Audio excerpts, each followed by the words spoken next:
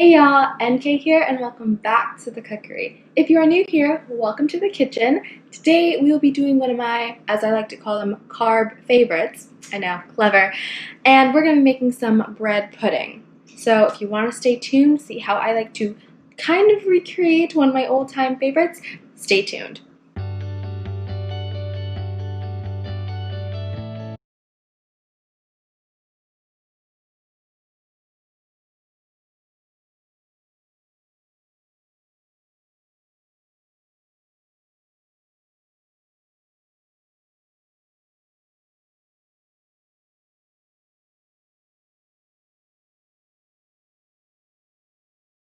Alright, so I just finished cutting all of my bread. I actually used a whole loaf minus the beginning and end slices. I'm more of a center person than a crust person, so I really tend to focus on the middle more. And as you guys probably saw, it can definitely get messy with all the crumbs and stuff, but in the end, it is worth it if you love bread pudding like I do. So we're actually going to start with the dressing, I call it. I guess the filling more like it. It's not really like a syrup topping, but let's get to it. So we have our half cup of milk. Pour that in there. Fabulous.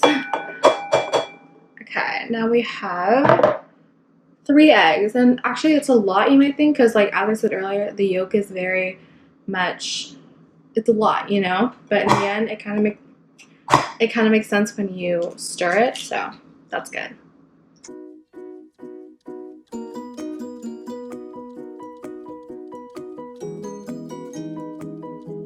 Okay, so next I'm going to add my 1 teaspoon of vanilla extract. I just got this, hence why I'm not using maple syrup this time. And I'm actually opening it for the first time now, so let's be very careful because this is expensive. Oh. Okay, there's a seal on it. No worries yet. This thing is really secure. Oh my god.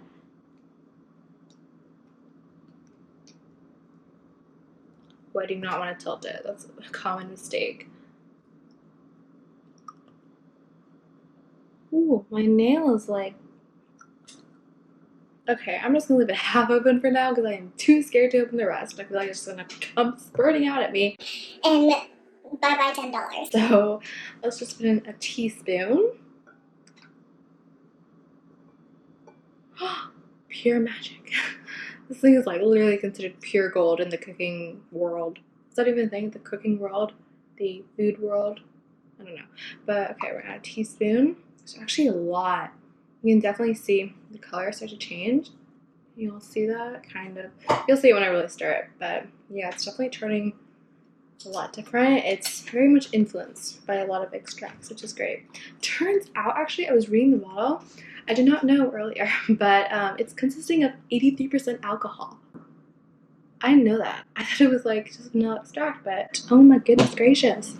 Okay, anyway, it says to add 1 tablespoon of cinnamon, but for me, if I'm ever like seasoning something or doing anything with like cinnamon, oregano, like stuff like that, I just like to freehand it really because it just depends on your taste buds, and I like cinnamon, so I usually just do kind of a lot. I go like that. I feel like it adds more flavor, or else it will be kind of dull, and there's not really sugar being added, so you know, if you want to add more cinnamon, add more cinnamon. Now I'm going to take my fork and just stir it all in until it's, you know, nice and smooth and to a liquidy consistency. Is that even a word, liquidy consistency? Oh my goodness. I swear, I am my own dictionary sometimes. Like, I don't know what word, I just don't know. But the main point is we are going to stir this until it reaches that nice, smooth, kind of liquidy.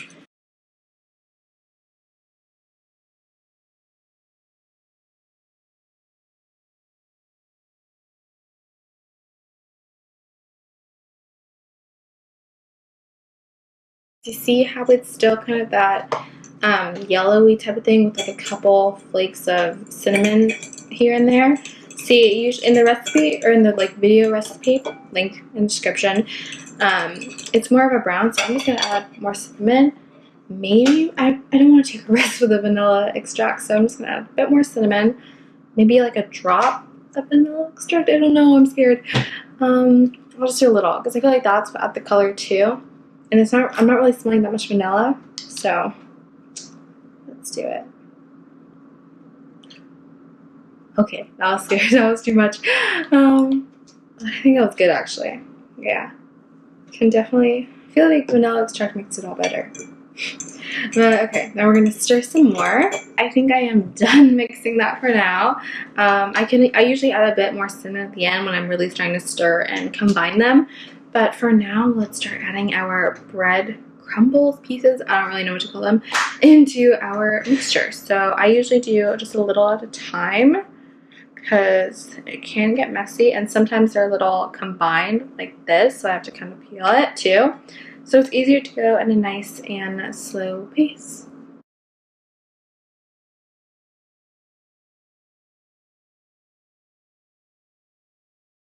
So I obviously have a lot of bread here, but don't worry, it'll make sense in the end. And first, I added maybe a little more than half to my mixture, and I'm gonna stir and then add some more bread as I go. So let's stir this. It's you kind of notice it's like an eggy type of mixture, kind of, but you just have to kind of stir it slowly or else things will pop out of the bowl.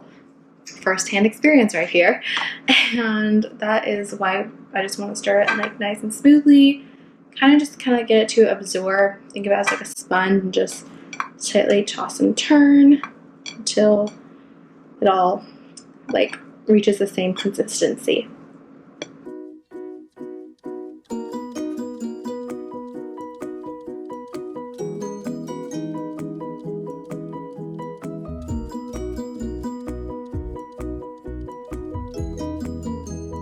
Alright, so as my oven makes its way towards 350 degrees, I am going to spray my bread pan, you can call it, or any type of pan really. You can use one of those circular pans or literally anything that fits your needs, and pour this into it. So let's start. Now I gotta spray this. You can also put like a wrapping paper, I think, but I just prefer to spray. It's way easier. So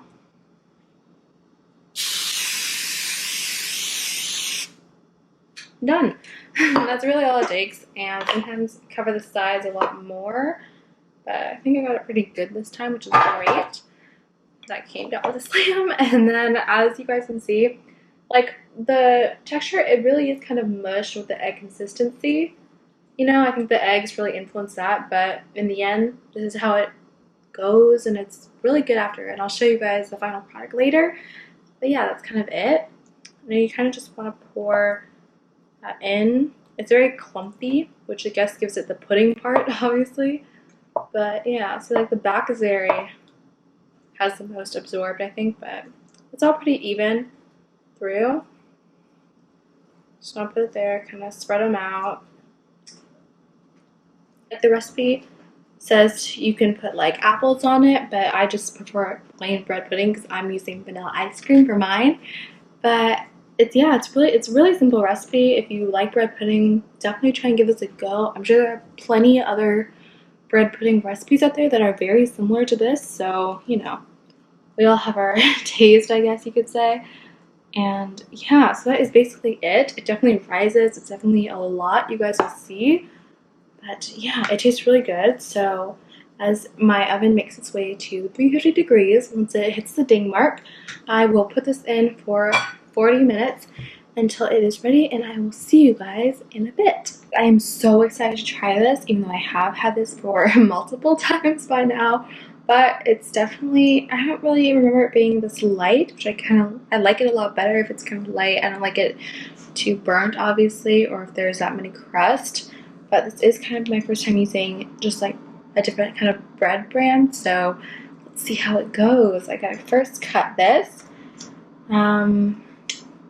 Very easy to cut because it's just bread, obviously. I think I'm going to take kind of a center part. I'm always for the center, no more edges or crust type of person, but yeah, let's see if it's pretty easy to slip out, hopefully. I think I'm going to have to claw my way through. I'm trying, guys, I'm trying here. Ooh, okay, there we go. Yeah, I cut it enough. Alright, so let's bring that out. Voila! Set it right next to my vanilla ice cream. this one got loose. So add that back in there. Okay, and obviously, as you guys can see, it's looking very chewy, very nice. It's really warm. So I'm gonna take some of that. Ooh, I'm excited. Okay, just got my vanilla ice cream, got a little piece of my bread pudding here.